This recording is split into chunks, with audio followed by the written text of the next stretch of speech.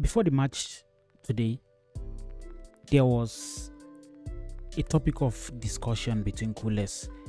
Should Flick rest the players that he is going to use on Tuesday versus Atleti, or does he go all in on Espanyol today?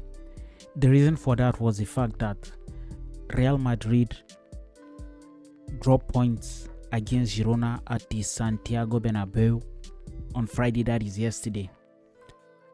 We're already 7 points clear, but we had an opportunity to go 9 points clear.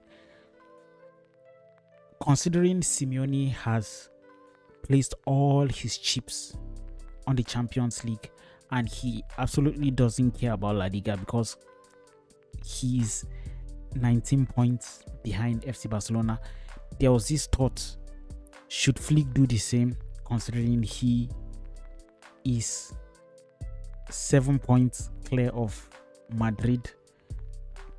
But with the draw against Girona, he was 6 points clear. So there was this train of thoughts. Surprisingly, I believe it was evenly between both parties of the fan base. Some wanted us to go all in on Espanyol and extend that lead to 9 points. I saw a tweet that said, a La Liga in hand is worth more than a Champions League in the bush.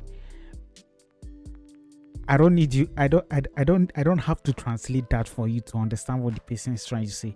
Basically, the person was just saying, secure the La Liga and then go and attempt a 2-0 comeback against Atleti, which logically, it seems logical. But if I would give my opinion, I was of the opinion that he should have rested the star players and given the fringe players a lot more time than he gave them. My reasoning was that the game on Tuesday could potentially go to extra time.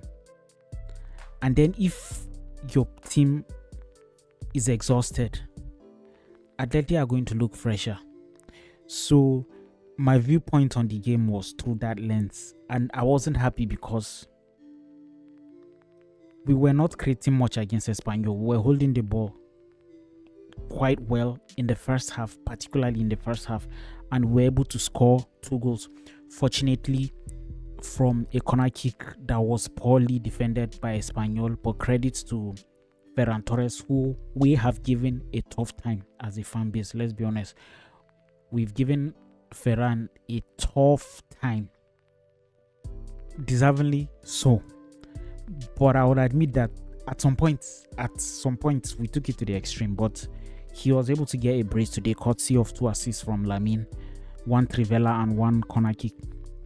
So the first goal, we're fortunate enough to get it from a blunder by Espanyol, poorly defended corner, and then on the second on the break with Lamine Yamal Trivela. It is becoming sort of a trademark move for Lamine to play the Trivela pass consistently. He attempts that almost, I don't know, 5 to 10 times a game.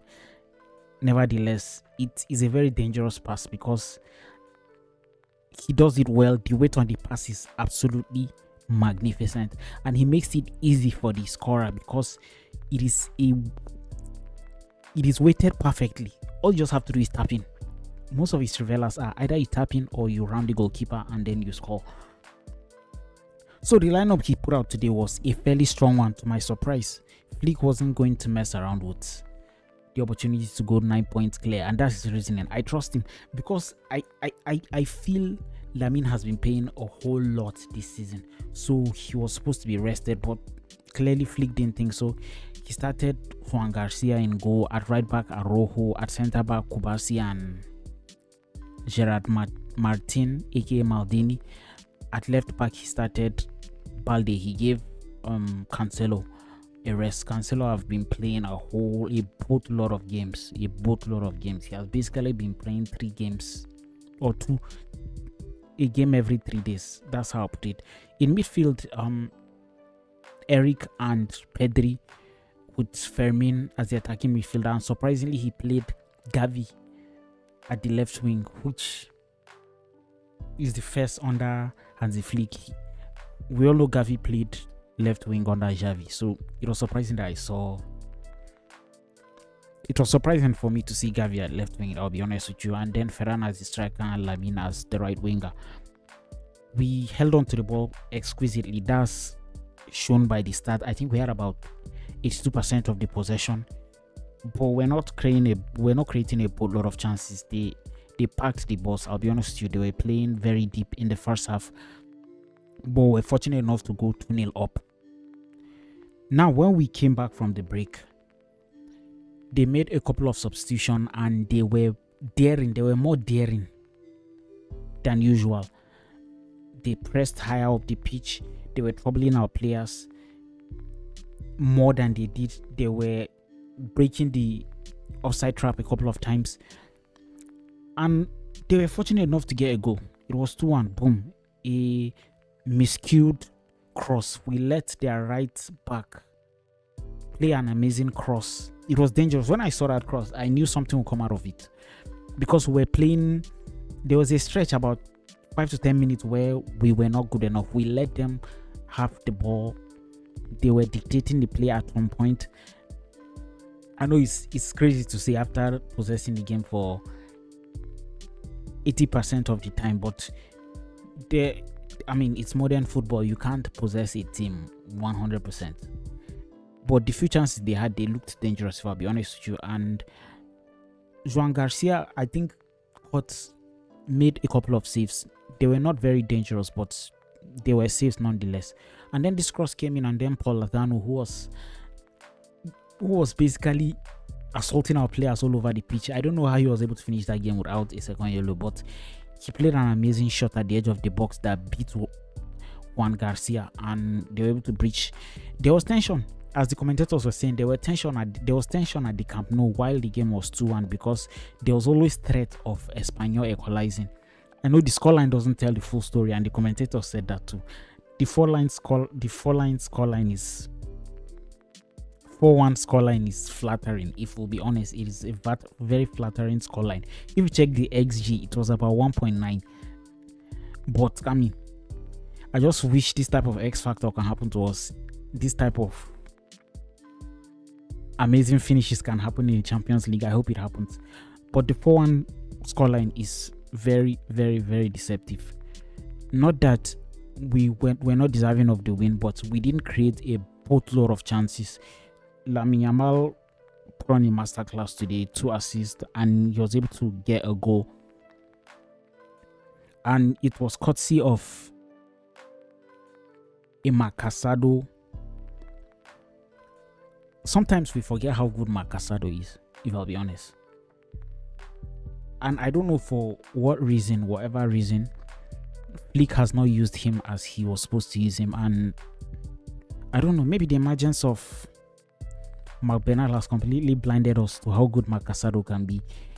He was about to be tackled in the midfield, and then he quickly played a pass to break to put Lamine Yamal one-on-one with the Espanyol goalkeeper. The Espanyol goalkeeper was able to get a foot to it, but the rebound fell kindly on the path of Lamine Yamal, who was able to. He started celebrating before he put it in the net. And then we had another break where Lamine Yamal played the ball perfectly to Frenkie de Jong, and Frenkie de Jong patiently stood and was calm, and then he picked out a space where Barca players were, because ideally maybe you would think it was supposed to be for Pedri or it was supposed to be for who, but Rashford was the person who got on the end of the cross, and then we were able to make it 4-1. In the split of a second, we scored 2 goals.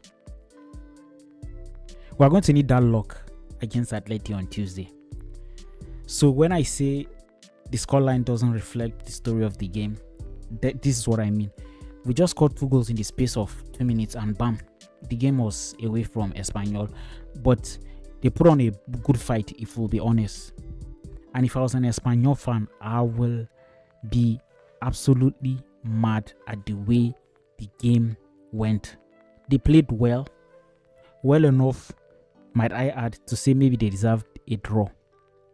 Come on, football is not fair and we're better. Nevertheless, Visca el Barça, we roll Catalonia, and I just believe and hope something special will happen on Tuesday. We played this game nonchalantly. That's what I was saying. I was looking at this game through the lens of what was going to happen on Tuesday. So I didn't enjoy this game as much as I would have wanted to enjoy it. I would also want to note that our Gerard Maldini was substituted at halftime because he hobbled off with an injury. I don't know, he fell, nobody attacked him or stamped on him or whatever, but he was holding his calf. The commentator even flirted with saying it could be an Achilles injury. Come on, no.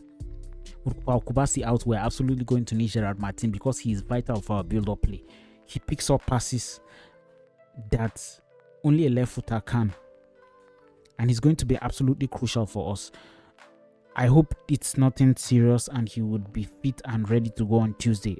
I wouldn't want to start that game without Maldini. I'll be honest with you. With no Pau Kubasi, we absolutely need Maldini's passing because we are going to have to choke or pin Atleti in their own box all through the game. A return for Frankie was amazing. He got an assist, which is good. And there's this certain calmness that Frankie's arrival gave me. Or maybe because the fourth goal that went in made me happier. So, at least, the fact that they were not able to rest, they were able to trash Espanyol, which is a good thing. Our bitter rivals who think they are better than us, coincidentally, they haven't won again in over 20 years. Nevertheless, I loved this win. So I started seeing the positive side of securing La Liga now, and then our mind will be focused on Champions League. Whatever happens, I believe the remontada is on. And if the last 2 minutes if those last minutes tell us anything, is that this team can score goals in a split of a second, no matter how well the opposition might have played. And Espanyol were really strong, if we'll be honest. They kept us at bay. We might also argue that they were not playing with the energy that they were supposed to play because most of them were jogging all through the game. If you see the energy that was in the stadium, the players were not stressed. They were just playing coolly, calmly. They were not stressing themselves, and they scored 4 goals. I don't know what to expect, but I know these players are going to give their all, and I trust them. So the remontada is on, and I hope